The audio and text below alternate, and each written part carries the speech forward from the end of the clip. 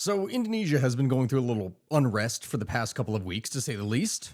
Yes, my friends, I know at this point I've been a little bit out of it because the sheer amount of things that have happened in the past several weeks is truly insane. Between Indonesia, the French government collapsing, Nepal collapsing, and the assassination of Charlie Kirk, it has been a wild time to say the least. Rest assured, I am to be talking about all of these things that I just mentioned here as topics. Absolutely, I will. It's just considering that for the previous 2 weeks, I've been out of the country because I was in first Croatia for my wife's birthday, and then I was in Turkey leading a group trip. I did have a good time, but it is truly an unsettling experience having to watch all these things take place and not really being able to do anything about them. And I feel like at that point, I should probably mention that there are 5 discounted spots left for my Greece trip. So, hey, if you want to go ahead and join, you can click the link down in my description. You can have some fun with us and perhaps watch the world burn because that seems to happen every time I travel out of the country. What do you think, Moonbeam? Is that the right answer? Yes. Yes, it is. But either way, back to Indonesia. Yes, at least 7 people have died, hundreds of people have been injured, and public buildings all across the country have been burned and looted after thousands of people would take to the streets in anti-government protests across Indonesia over the previous several weeks. The clashes between riot police and rock-throwing protesters that began in the capital and quickly spread beyond Jakarta have been seen as a major test for President Prabowo Subianto, who is a former general that has been in office for, at this point, less than a year. It is actually on that note that we have the reason as for why I haven't exactly talked about this story yet, or a number of the other things. You would think that at the time that this video goes out that I would have jumped onto the story immediately, but no, I really did want to wait for a bit because honestly, I did not want anything crazy like the government collapsing or something to happen immediately after I do said video, and then it just goes and fuels the meme that I somehow caused it because that has actually happened far too many times for me to really be feeling comfortable with. Anyway, on the 25th of August 2025, protests began in Indonesia as part of a larger civil unrest that began in early 2025 over economic frustrations and a proposed hike in housing subsidies for members of parliament. Now, to put this into perspective, you need to understand just how angering this expenses hike was to the average Indonesian citizen. It emerged that members of the House of Representatives had been receiving a monthly housing allowance of roughly 50 million rupiah, or around 3,075 US dollars per month. Now, in the United States, that would be a pretty good amount already, but in Indonesia, where the average monthly salary in 2025 is 12.5 million rupiah, or $790, that is extremely out of touch. Not only that, but a huge percentage of the population earns well below that, oftentimes only a couple dozen thousand rupiah per day, which, again, is insane. You probably don't really understand the numbers that I'm talking about here, so just compare it like this. Imagine if it was discovered that US politicians in Washington, D.C. were receiving 4 times the average American's salary in just housing allowances alone. Not pay, they were receiving 4 times the entire salary as just a housing allowance. That would be something like, what, $10,000 to $20,000 per month, depending upon where it is that a person resides? Naturally, people were really pissed off about this, but this was really only the icing on a really crappy cake that has been building for years. What began as outrage at perceived parliamentary excess would quickly become broader ruptures, with shops being shuttered, toll roads being blocked, trains rerouted, and everything being shut down. The protests were largely concentrated around the capital of Jakarta, but they would grow in intensity and spread nationwide following increased violence and the killing of Afan Kurniawan, who was a motorcycle taxi driver that was run over by a Brimob police tactical vehicle on the 28th of August during a larger violent crackdown on civil dissent. And oh boy, when I say crackdown, dear Lord, people do not realize just how incredibly strict Indonesia can be and how much experience the government has with violence, but we are going to get to that here in a second. It's also probably one of the reasons I'm going to talk about Kenya, considering everything that had been going on there for a while. Look, you need to understand, this is not merely political theater for show or some opposition party. What we are describing here is intense grassroots anger, something that is angered in real grievance and real pain that has been building for years at this point. The protests that we're describing came on a wave of localized fiscal shocks, most famously a 250% land tax hike in the Pati Regency that ignited mass demonstrations in central Java. Along with that, we're seeing other major economic shocks, such as manufacturing job loss, where in the first half of 2025 alone, 42,000 manufacturing jobs were lost. Along with this more simple work, some of the more technical work that could be done by employees was lost as well. This would only further squeeze the pathways that once would absorb large amounts of school and university graduates. Now you're running into a scenario where not only did you not have jobs potentially for highly educated individuals, but simultaneously, you didn't even have basic manufacturing jobs that people could get as a kind of backup. It was just gone. Youth unemployment remains high by regional standards. Roughly 13% of young people were out of work in 2024, which is a kind of pressure that gives these protests a distinct economic aspect. When citizens see lawmakers enjoying huge increases and sweeping perks while public services face cuts, protest becomes pretty much the only thing that you can do to express how angry and upset you are. And so, right now, well, not as much right now at this point that I'm making this here, a couple of weeks ago, Indonesia was on fire, and at this point, it is kind of smoldering. So, really at this point, the important question that we always then have to ask here on the history of everything is, how exactly did we get here? Well, my friends, sit back, relax, and let me explain some context.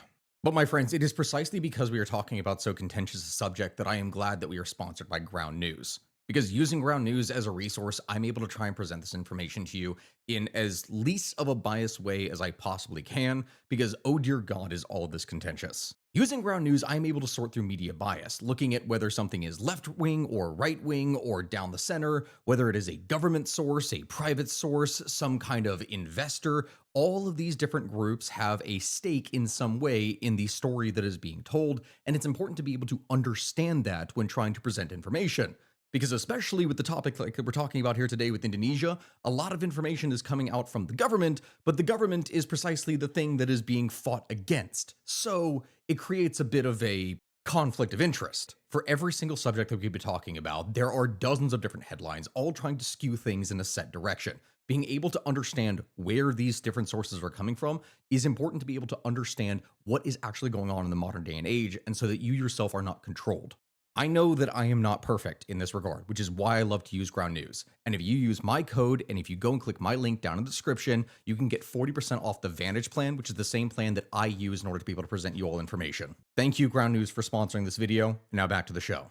To begin, because the issues facing Indonesia today largely stem from the past several decades, we technically speaking do not need to go into too much detail further in the past, but it is still important to explain so that one can understand how the state of Indonesia functions, or I guess doesn't really function in some cases. That last part here is a bit of a debate right now. Anyway, historical speedrun time, because yes, this is what you all signed up for when you clicked on one of my videos. If it's your first time watching, oh how I pity you. Composed of over 17,000 different islands, all with their own histories, people, and complications, to say the least, Indonesia was never a unified entity until really the last century. And even then, it's hard to call all of it unified, because even now there are different separatist movements, but that right there would be a whole other story that we need to tell on a different day, because it's messy. It is, oh my god, incredibly messy. Anyway, I said this was going to be a speed run. So, from the 1st to the 15th century, several powerful Hindu and Buddhist kingdoms would flourish in Indonesia. Notable among these were the Srivijaya Empire, which lasted from the 7th to the 13th century, and the Majapahit Empire that lasted from the 13th to the 15th century. Which you may wonder, why am I talking about those? Well, those kingdoms were centers of trade, culture, and religion before ultimately falling into decline and being replaced by a new religion that would come to dominate the islands: Islam. Now, Islam began to spread in Indonesia from the 13th century, brought by traders and missionaries. By the 16th century, it had become the dominant religion in many parts of the archipelago, and then from that point, you would have the arrival of European colonial powers, especially the Portuguese and the Dutch. The Dutch East India Company would establish control over much of the archipelago, leading to the Dutch colonial rule that we would see last all the way going until the mid-20th century, with the focus of this colony largely being on trade as well as the extraction of valuable resources such as spices. Now, just so you get why I have gone back this far and where I am coming from here, and so that you understand the anti-Western sentiment that would build up during this time, in 1830, the Dutch would introduce the cultural system. Indonesian farmers were forced to put aside 20% of their land to grow crops meant specifically just for export. and they were paid only a nominal sum by the Dutch government for them.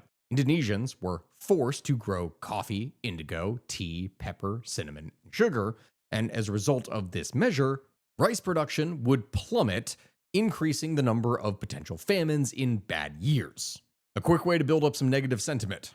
However, in 1870, the Dutch would switch to a free market system. Now, their monopoly on sugar and other commodities would end in this time, private plantations would be created, and that seems like a better alternative. But Indonesians were not necessarily better off. At this point, they were just employed on the great plantations.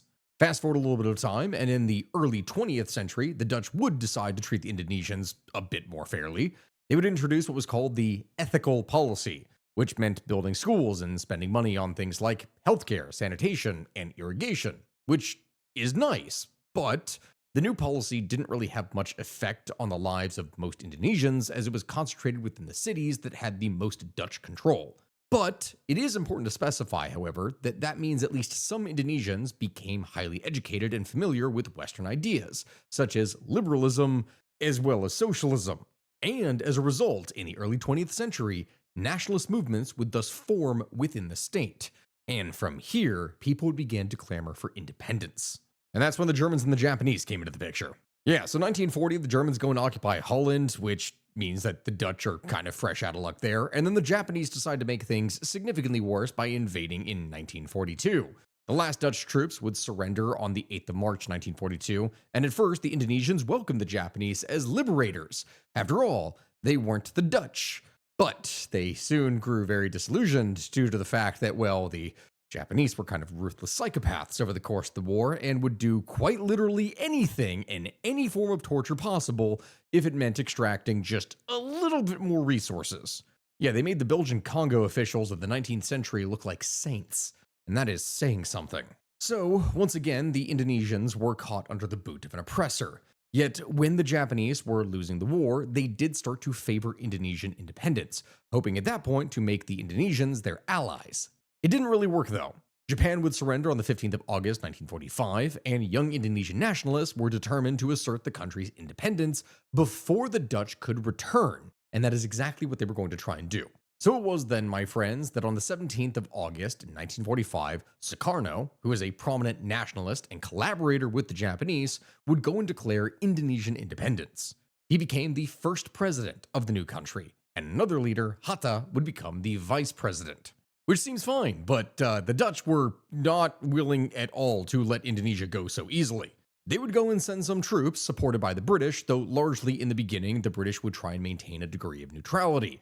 There were still some armed clashes, but that is what they desired at least in the beginning.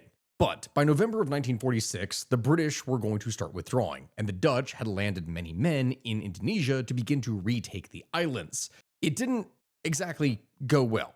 Unable to really enforce their rule, the Dutch would be forced to sign the Linggadjati Agreement, which would recognize the new republic, but the Netherlands only really recognized Java and Sumatra. They still technically claimed the rest of Indonesia as part of their colony. Furthermore, the agreement would state that the republic was set to join a federal union with Holland in 1949, so you can probably guess from all of this that neither side was really happy with the agreement. They didn't want to go through with it. The Dutch would build up their strength in an attempt to retake all of Indonesia, and in the summer of 1947, they would go and invade the independent areas.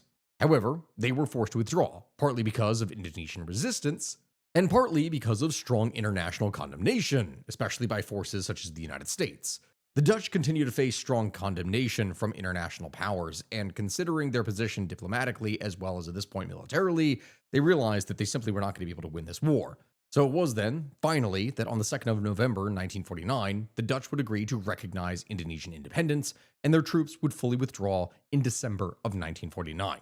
The reason that I have gone through everything that I have here so far is that one needs to understand that after years of occupation and being split apart by very different colonial powers and constantly being exploited, Indonesia, especially in the beginning, had a very fierce, independent outlook. It did not want to have anything to do with foreign colonial powers. It wanted to be able to do everything itself, even if what it was trying to do for itself was not exactly the best idea. The initial federal constitution of 1949 was replaced in 1950 by a unitary but still technically provisional constitution. It was parliamentary in character and assigned an essentially figurehead role to the president who couldn't really do anything. From the revolutionary period, Indonesia had inherited a multi-party system that, while initially successful, ended up proving to be extremely chaotic. Yeah, in the early and mid 1950s, there was a rapid succession of governments under a series of prime ministers. You had Hatta, who was from December 1949 to August of 1950, Mohammed Natsir, who was from September 1950 to March 1951, Sukimen, and then I'm going to put his name up here in the first place. I have no idea how the heck I'm actually supposed to pronounce this thing. Weird Josen de Jojo. He honestly sounds like he's from JoJo's Bizarre Adventure. Yeah, he was from April of 1951 to February of 1952. You have Wilopo from April of 1952 to June of 1953, and Ali Sastromijojo. Again, we got another JoJo. From July of 1953 to July of 1955. This instability within the government created a sense of growing disillusionment with the, ideas of independence, and a sense of contrast between the heroism of what you saw in the revolution and the glorious leaders of it, and what would follow afterwards with politicians constantly trying to sideline one another and seeking power in their rivalries. So, dissatisfied with the instability of the parliamentary system, Sukarno would introduce guided democracy in 1959. This system aimed to create a more inclusive, we will say, and stable political environment by incorporating various ideological groups, including communists, nationalists, and even religious parties. Sukarno would go and amend the constitution to concentrate more power in the presidency, which pretty much allowed him to govern by decree as basically a dictator. This move was controversial, yes, but it did give him the authority to implement his vision more effectively. It also enabled him to bypass the constraints of the parliamentary system and directly address the needs of the nation, or to be more accurate, his needs that he would say were definitely also the needs of the nation. Yes, because the nation, of course, needs the leader to have a lot of fancy, flashy cars, but more on that in a bit. Frequent cabinet reshuffles and power struggles within the government would characterize this period under Sukarno. His ability to maintain a balance of power was tested repeatedly as he sought to keep different factions satisfied. His cabinet oftentimes would include representatives from various ideological backgrounds, leading to a series of internal conflicts and policy inconsistencies.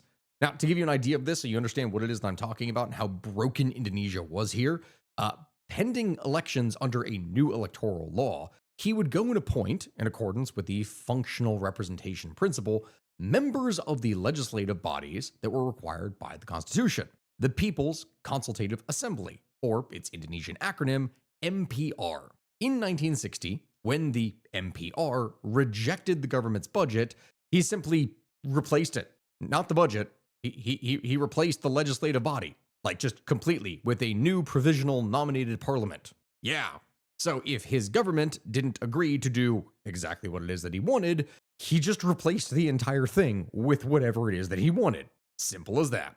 You can probably see where a lot of corruption would really start to set in. Sukarno's central purpose in all of this was the preservation of the country's unity and the restoration of a sense of national identity, something that never really had existed for Indonesia before.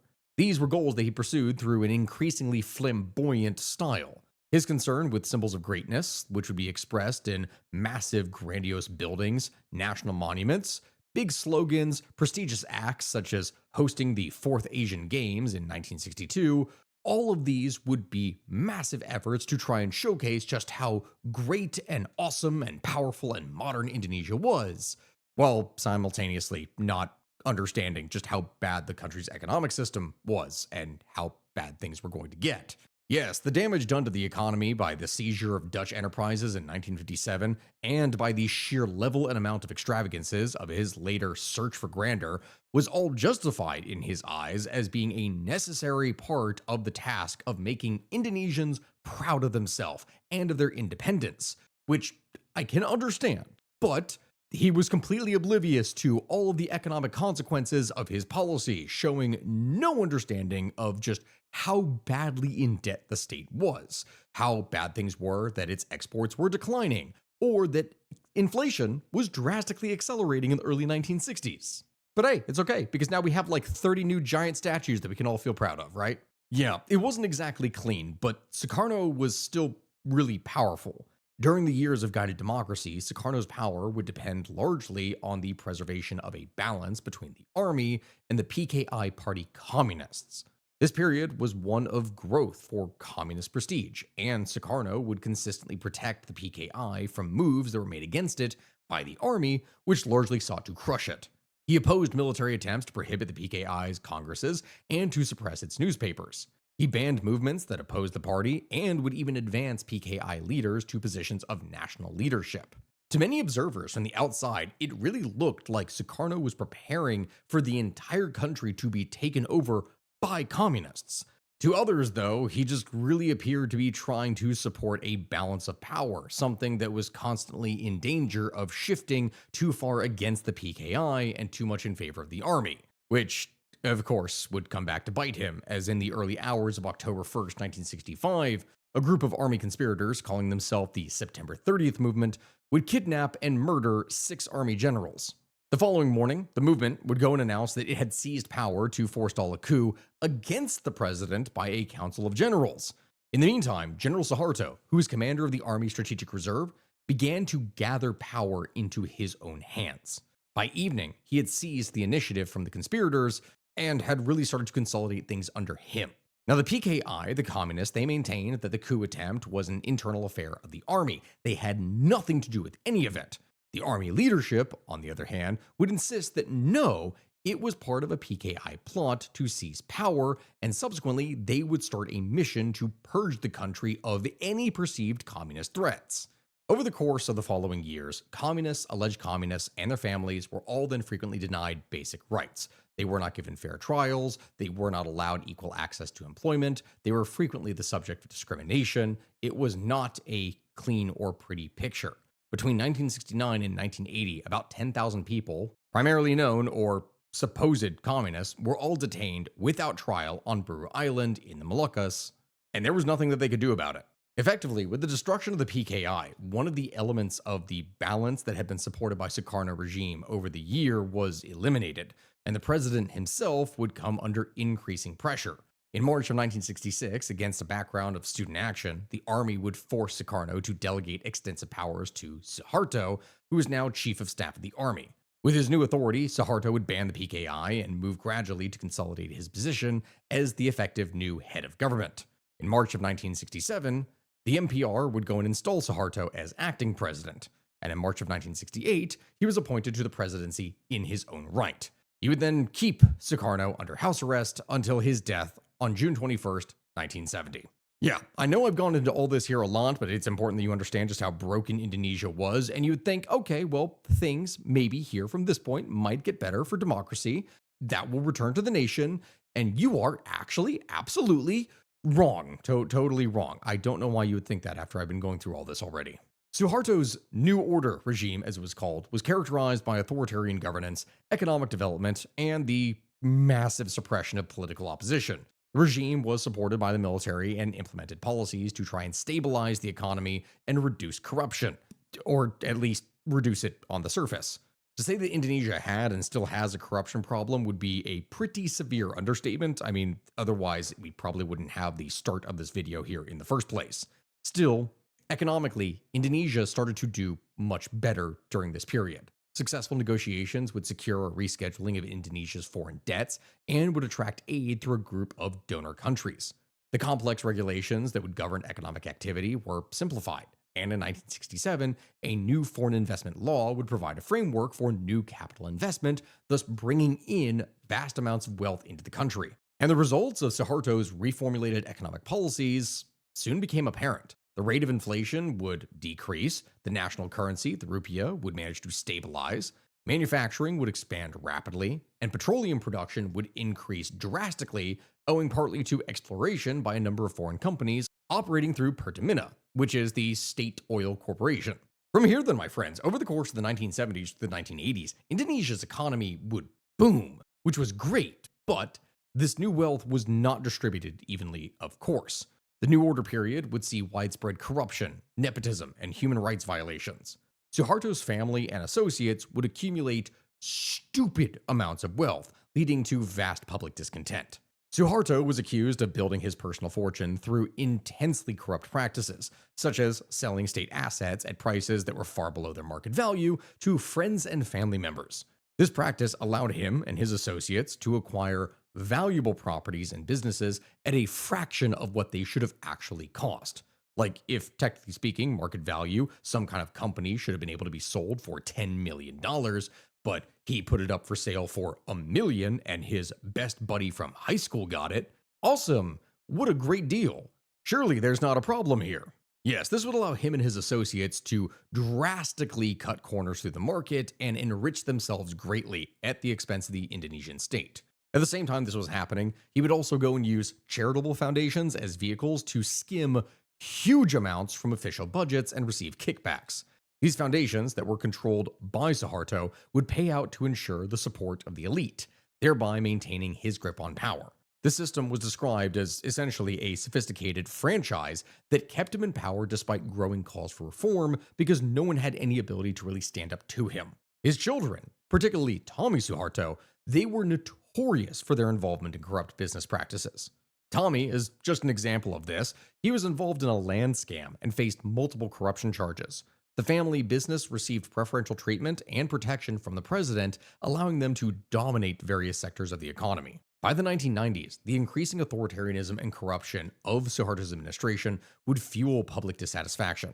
The economic inequality that resulted from his family's corrupt practices, along with the general culture of corruption that we saw, led to widespread unrest and eventually contributed to the 1998 protests that would bring down his regime in the midst of the Asian financial crisis.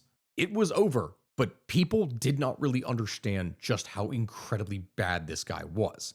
In the year 2004, Transparency International would rank Suharto as the world's most corrupt leader, estimating that he caused losses of anywhere between $15 to $35 billion for the Indonesian government. This report highlighted the extent of the financial damage that was caused by his corrupt practices, and it is just so bad.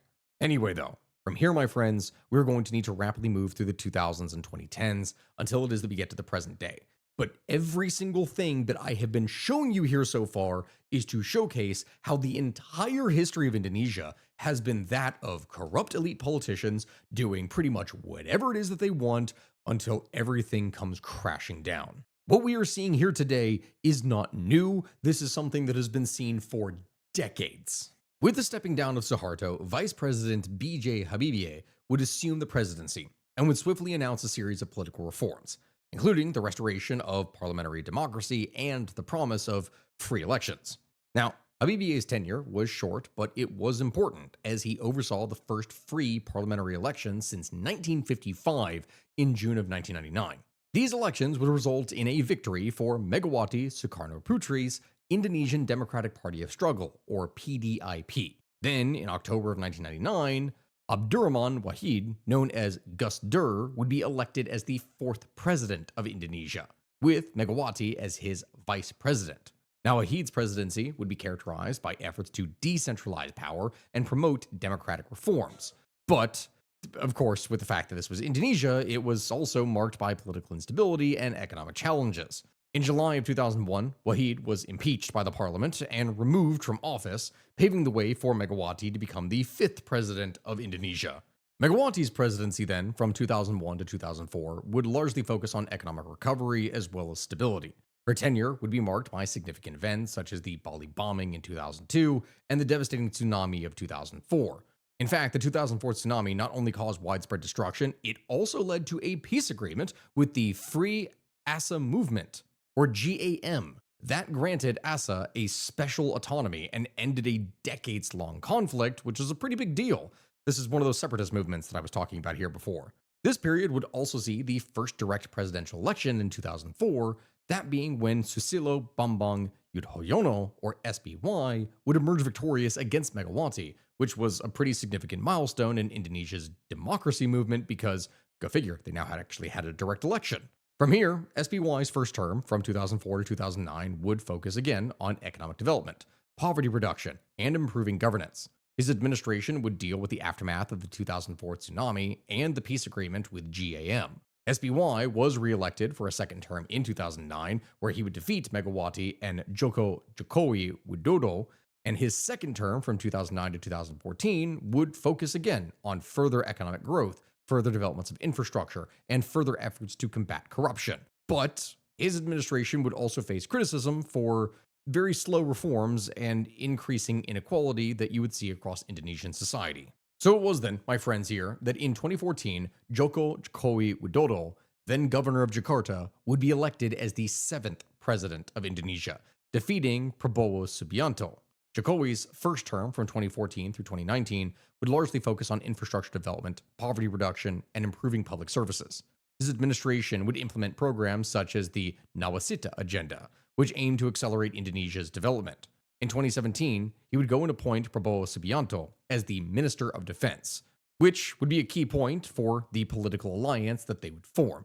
Subsequently, he would be re-elected for a second term in 2019, defeating Prabowo Subianto in a closely contested election. His second term from 2019 to 2024, that would be a little bit more troublesome, being marked by challenges such as the COVID-19 pandemic, economic recovery as a result of the pandemic, and further issues across society and what we would probably call social justice.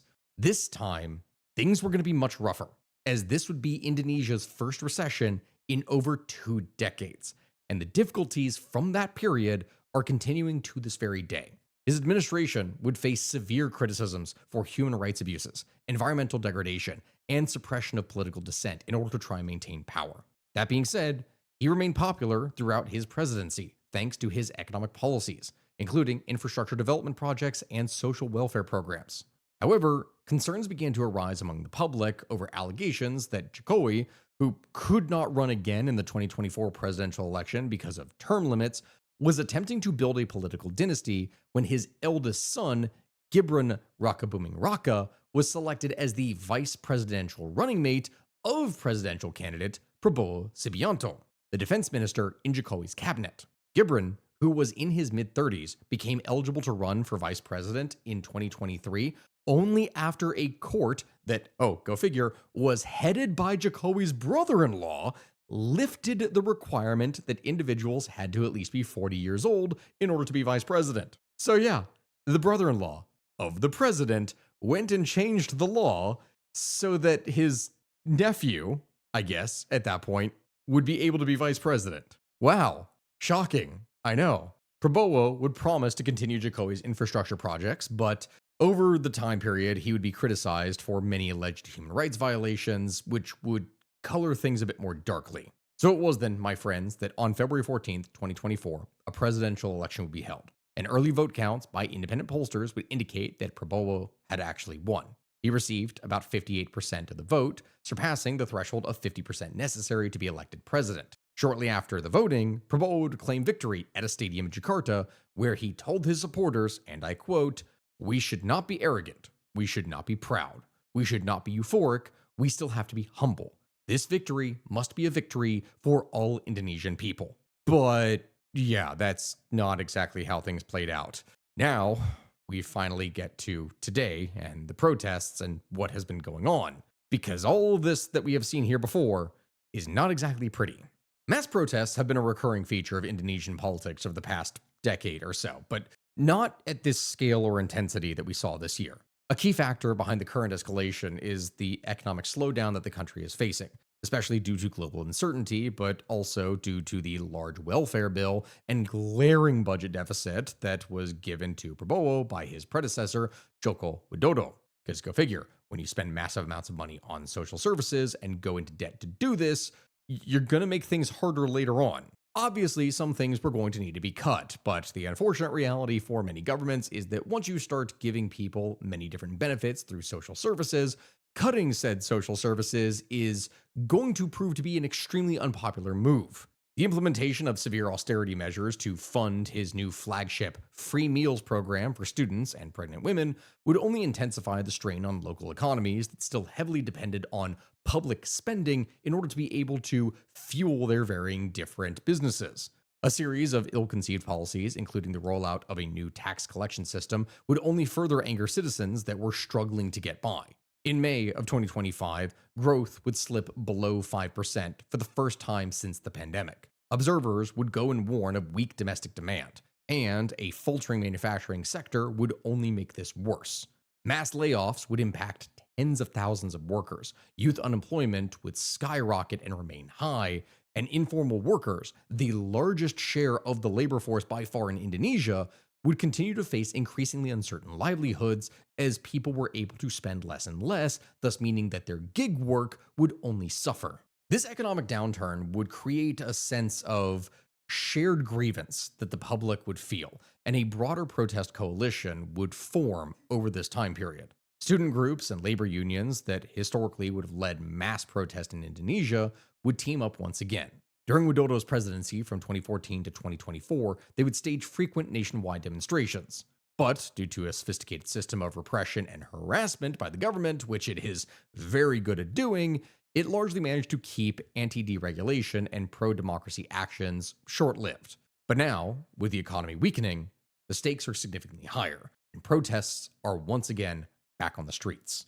To go into further detail about this, another one of the key factors that really sets the current wave of protests apart is that it's not just a matter of students and trade unions that are involved. It is the scale of participation by a special class of informal workers, ride-hailing motorcycle drivers called ojol. There are more than 1 million ojol in Greater Jakarta alone, and they constitute a significant workforce in other major cities. These guys are quite literally everywhere, doing anything that they possibly can to survive. Earning the minimum wage during this economic downturn means that they are forced to work long hours, have no job protection, no benefits, nothing, and yet still they are saddled with debt for smartphones and motorbikes in order to do the work that they need to get their job done. But because of these tools that they use, they are simultaneously highly mobile and also very connected with one another. In comparison to other types of informal workers, ojol are very networked. They wear extremely visible uniforms, they gather at common waiting areas, they communicate through smartphones and social media. They are constantly communicating with one another and are extremely interconnected. In the past few years, they've managed to organize several protests to demand fair pay regulation and minimum fair rules, winning a few one-off concessions. However, with the overall economy of Indonesia suffering, the broader economic strain has now pushed these workers straight to the forefront. And so, here we are then, in the midst of all these troubles that I've been talking about, when people are struggling to get by, the idea, the concept, the framework of an idea, of a concept, that Indonesia would decide, oh, hey, yeah, you know what we're going to do? We're going to give a massive pay increase to all of our politicians. That is simply mind-blowing. In March of 2025, protests began to renew after the Indonesian Armed Forces Law would undergo revision by the DPR. Now, while Law Number 34/2004 on the Indonesian National Armed Forces, or TNI, would permit the military to assist the national police in maintaining public security and order, this would go and raise concerns that the armed forces, which already were increasingly drawn into civilian affairs and non-defense roles since Prabowo took office, would only become further entangled in domestic law and order matters. Even before the protests would erupt, the TNI was already being asked to take on more tasks outside of its core warfighting roles. For instance, in March, Parliament would pass revisions to the 2004 military law that would expand the range of civilian posts that were open to active duty officers, including in the Attorney General's office and the National Border Management Agency. Civil society groups would argue that this move amounts to military encroachment into civilian affairs. Furthermore, throughout the country, military units would be instructed to help with President Prabowo Subianto's food security and free meal programs. Additionally, the military was set to establish 500 territorial battalions, some of which were already operational, which would then go and be created not for combat, but rather to support socioeconomic development objectives, including agriculture, food security, and animal husbandry. Yeah, that's right. They had military battalions being set up to farm, basically. Critics would go and warn that assigning the military to tasks that were outside of, military things would go and blur the lines between civilian governance and military duties, as well as soaking up resources that otherwise could be used to upgrade many of the TNI's outdated weapon systems.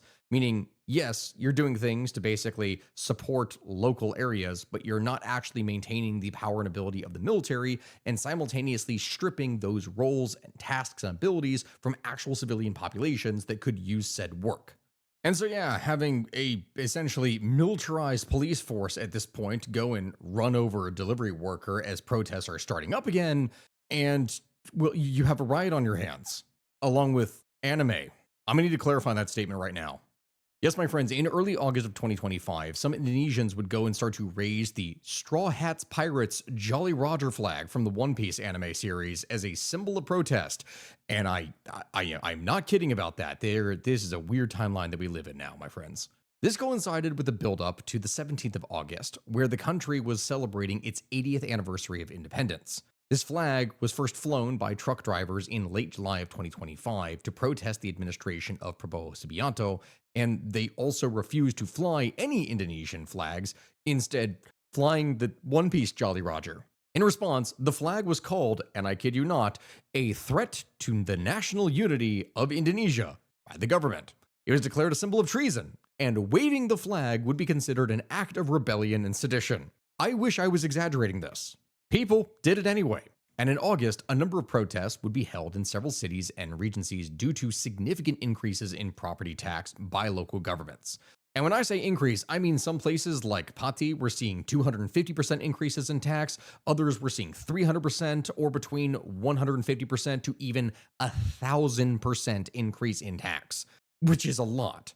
The protest in Pati on the 13th of August would result in a clash between protesters and police, with 33 people getting injured. Things were starting to get a little violent at this point, and then it really begins to kick off on August 25th and the 28th. Because it is here, my friends, that reports began to emerge that all 580 members of the House of Representatives were receiving a monthly housing allowance of 50 million rupiah, or $3,075 in addition to their salaries. Again, I need to clarify, this is a housing allowance that was given in addition to their salaries. That's not their total salary. This allowance, introduced last year, was equal to nearly 10 times the minimum wage in Jakarta, and even more when it comes to lower wages from rural areas. On August 25th, students from Indrapasta, or PGRI University, would demonstrate in front of the MPR DPR DPD building. They demanded the forced dissolution of the DPR, and at this location, police would fire tear gas at them. Some of the protesters would run away, but they would continue to gather and deliver speeches, leading to the demonstration becoming even more chaotic. A joint security force of 1,250 personnel would be deployed to secure the protest, preventing clashes with the protesters further. That same day, though, outside of Jakarta, thousands of students and workers and ride-hailing drivers would protest themselves, urging the central government to scrap new tax policies. Violence would erupt when police would blockade access to the North Sumatra Regional House of Representatives, prompting protesters to burn tires and set up barricades, leading to more clashes, with dozens being injured on both sides. Tensions at this point were already high, but things were going to truly blow up on the 28th. On the 28th of August, thousands of demonstrators, primarily students, political activists, and labor union members, would clash with police in Jakarta outside the House of Representatives. The protest, led by labor groups like the Coalition of Labor Unions and the Labor Party, began with 6 major demands, including ending outsourcing, raising minimum wages, halting mass layoffs, and reforming labor taxes. Although the labor protest initially would end peacefully, subsequent demonstrations by students would continue to escalate further into violence. At one point, students tried to scale the parliament fence and threw objects at the building, leading to police deploying tear gas and water cannons against them. Clashes would spread from the parliament to a nearby shopping district, expressway, and railway, disrupting public transportation. It was messy, but still, despite everything that I have said, people at this point were still trying to work to get on with their daily lives. And that is exactly how a 21-year-old delivery driver by the name of Afan Kurniawan was caught in the crossfire. On the night of the 28th of August, protesters who remained in front of the Parliament building were withdrawing to the Ankola Protestant Christian Church in the Pejomongan area, after being pushed back by the Mobile Brigade, the police's paramilitary force, using tear gas and rubber bullets. In the midst of the chaos of this retreat, an armored vehicle of the Mobile Brigade, which drove through the protesters, would run over and kill motorcycle taxi driver Afan, who reportedly was just trying to make a delivery. He was a gig worker just trying to keep food on the table. Videos from various vantage points circulating on social media would show the tactical armored vehicle stopping after they hit him, but then continued to drive away after being surrounded by crowds of angered civilians who tried to beat and throw stones at the car running over him. Afan was immediately taken to the hospital, but would die soon afterwards.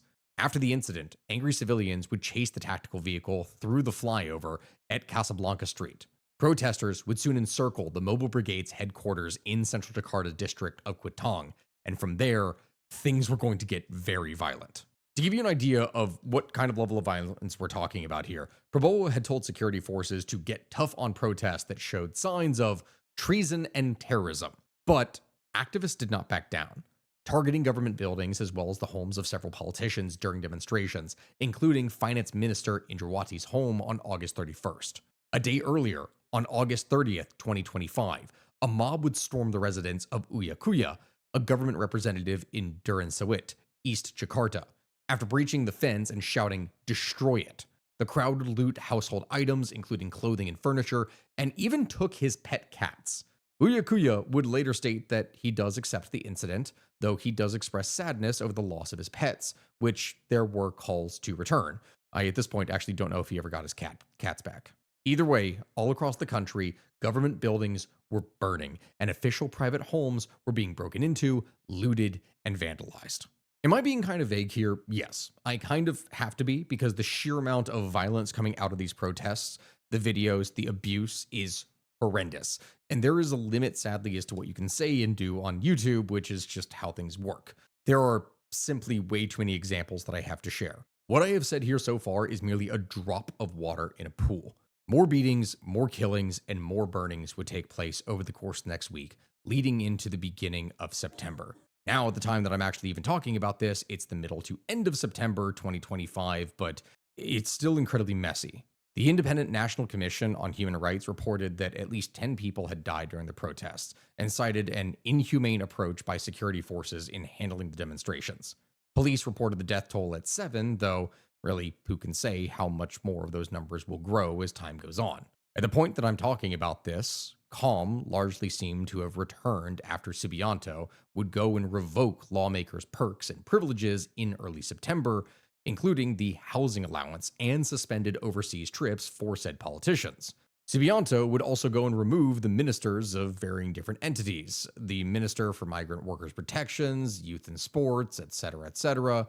In total, 5 ministers lost their jobs early in the month, including Finance Minister Sri Mulyani Indrawati, a technocrat who had served as the executive director of the International Monetary Fund and managing director of the World Bank. From there, Indonesia's general-turned-president would go and call for a, quote, thorough and transparent investigation into the deaths that would take place, saying, quote, "I am shocked and disappointed by the excess actions of the officers," end quote. Which, yeah, considering how much of the military he has involved in civilian life, those words may ring hollow, especially for the fact that he spent the whole beginning of the protest calling people terrorists and urging them to be struck down. Considering everything that has been going on and how dire things are, a further economic downturn could only add fuel to the fire as Prabowo tries to assuage the population. Upon being elected, he had promised to work democratically, but warned that he would not shy away from taking decisive action if needed. Critics and opposition leaders have expressed concern that the former general might resort to autocratic means to maintain power, just like his predecessors. As for what that means for the future at this point for Indonesia, who can really say? Economic growth within the state is slow. People are angry, and the government may just suffer a repeat of 1998 at the rate that we're talking about things if it doesn't get better. Time has shown that the political elite of this country are very short-sighted in their outlook on governance, prioritizing short-term gain and pride over actual responsibility. But honestly, at this point, only time will tell. With that, my friends, we're going to have to kind of end things here today. So far, things have remained relatively calm, and while there have been further movements since it is that I last went and did any research on this to be able to create this video in the first place, and I'm sure by the time I post this, there's going to be even further developments, you can rest assured that we will do some kind of update if things suddenly take a turn for the worst, and we will explain how it is that came to be, or if things magically turn around, we will go ahead and talk about that as well.